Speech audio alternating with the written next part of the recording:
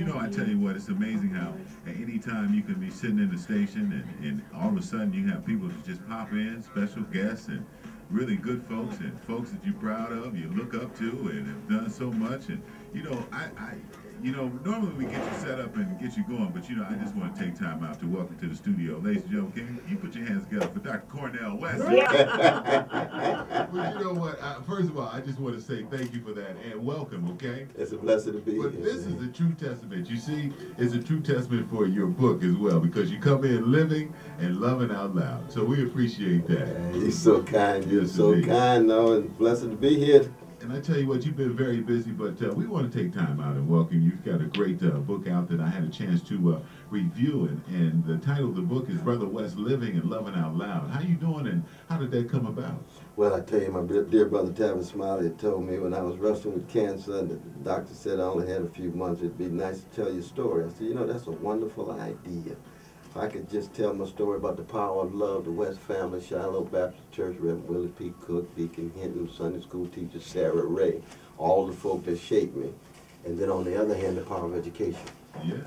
Because when I was growing up, you know, I was a young gangster and I was looking for positive venues to express my rage.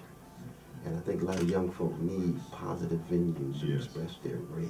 Sure. You know what I mean? That's right. And when you get that power of love that kicks in, the power of education kicks in, to connect the life of the mind and struggle for justice, you can actually bear witness in a life that's worth living and then pass it on to the next generation. And you know, I tell you what, and I'm so glad that you were here to express those words as well, and they're eloquently expressed as well in your book. But I must say that that is so true and so profound, because it has to come from older, mature folks to be able to lead the way for some of these young folks. Because you got to remember, a lot of stuff that we see on TV, in the media, we get kind of desensitized when it comes to that. That is so very, very You got me talking low too, by the way. No. I mean, it still sounding good. Don't go any lower, Morris. Don't go any lower. Are you sure about that? I'm sure. We don't want to cause no problems. No, however how low you go, you keep it soulful. Now, young folk need to know they come out of tradition of a soulful people, and soul is really about the sharing of soothing sweetness against the backdrop of the darkness. They need sweetness in their life. They need tenderness in their life. They need life hardness, tough. Yeah. And once you harden the heart and coarse in the conscience and icy up the soul, you're really not able to have too much joy and sweetness in life. And that's one reason why old school is so very important. It really is. Oh, I'm telling you, from Curtis Mayfield to W.B. Du Bois, from Aretha, Toni Morrison. Yeah. It needs some deep intellectual sweetness and emotional tenderness. And even Otis Redding, try a little tenderness. You know, and I tell you, sometimes it gets confused though, because back in the day, tough love was such a big thing there. This tough love thing. That's now, right. I've got something totally different as far as how I think about the tough love, because it doesn't necessarily have to be tough. That's exactly right. That's exactly it. But it has to be firm. Sure. It has to be firm, because correction does go with love. When you really love folk, you want to correct them, but you want to make sure they feel the love in the correction. Love that. All right, this is what we're going to do. We're going to take a little break. We're going to come back to talk to Dr. Cornell West. It is such a pleasure to have you in here. Yes, it is. It's a blessing for me to be here. Every day, right? This is historic space consecrated by long years of struggle. Wow. 9:39 at the Jazz City. Dr. Cornell West in the building this morning. The book is Brother West, Living and Loving Out Loud. I like it. And you saying it. It's almost like James Brown. Say it loud. Say it loud. That's true. All right, 9:39. Good morning. Let me be up. Now, as far as the book goes, we talked about the title, Brother West, Living and Loving Out Loud. But you know, one of the things that I found interesting is that many of your readers may not know that in high school you were a gifted student athlete. Now, what was your favorite sport? Well, I ran cross country and track. Yeah, I used to get up every morning 5:30, put in 7 to 10 miles, and in with a donut. Delicious donut. Me and my brother. We ran, of course, in the afternoon as well, but I set a city record in the 2 mile because I was deeply into sports. And of course, that translated into the discipline. You're absolutely right. When I went to college, they said, oh, you got to go off cross country and track. I said, I'm going to use all that energy and discipline read in the library, and then work in the Black Panther Breakfast Program, Black Panther Prison Program. Yeah.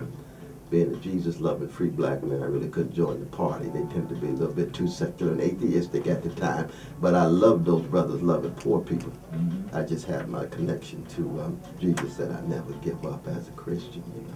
Your connections are far outstretched. I mean, for example, the Black Panther Breakfast Program, that was one that was always fascinating to me. You've done so much other work like that. They did beautiful things. And we need more people today who really love poor brothers and sisters, who celebrate their humanity and willing to sacrifice for them. We're talking about the breakfast program that was so significant and impactful that at the time, Lyndon B. Johnson, the president, had people watching this program. That's exactly right. Because they understood that the breakfast is most important meal of the day. For the precious, priceless young kids between 5 and 8 years old, getting up hungry in the richest nation in the history of the world is a moral disgrace. Still happening today. We need more breakfast programs today. Very true. Isn't that something 40 years later? And just imagine if we would continue the breakfast program, where we would be. Oh, Lord have mercy. Isn't that something, though? Some of that genius that's in the prisons right now would be in the public life. Wow. You know what I mean? And I tell you, so much that we can talk about. We have such little time, and of course, you know, I can talk to you for days. However, this conversation we're having this morning really relates to some of the stuff that's in your book out now. I met Jesse Owens when I was 13.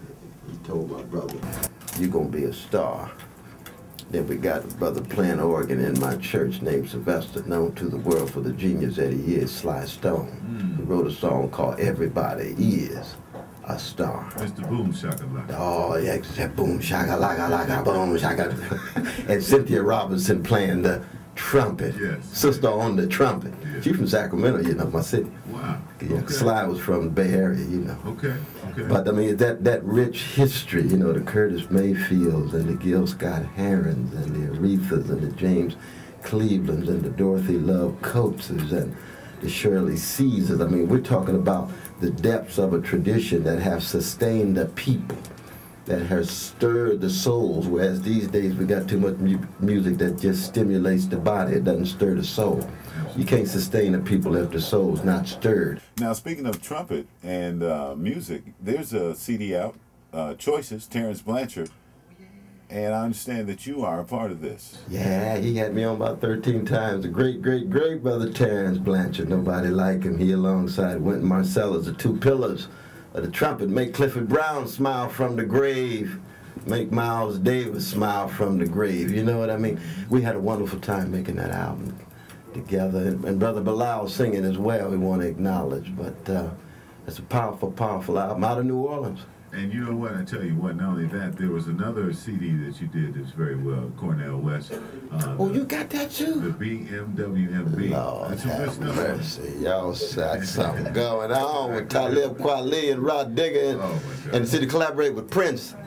Whew. You know, I did Monique's show yesterday. We taped the show yesterday, and I had one guest. She said, if you have one guest, who would it be? I said, it'd be George Clinton, because James Brown can't come back from the dead. Because I'm a funk master myself in my own way. And George Clinton and I were on the whole show, and I haven't come down yet. I haven't come down yet.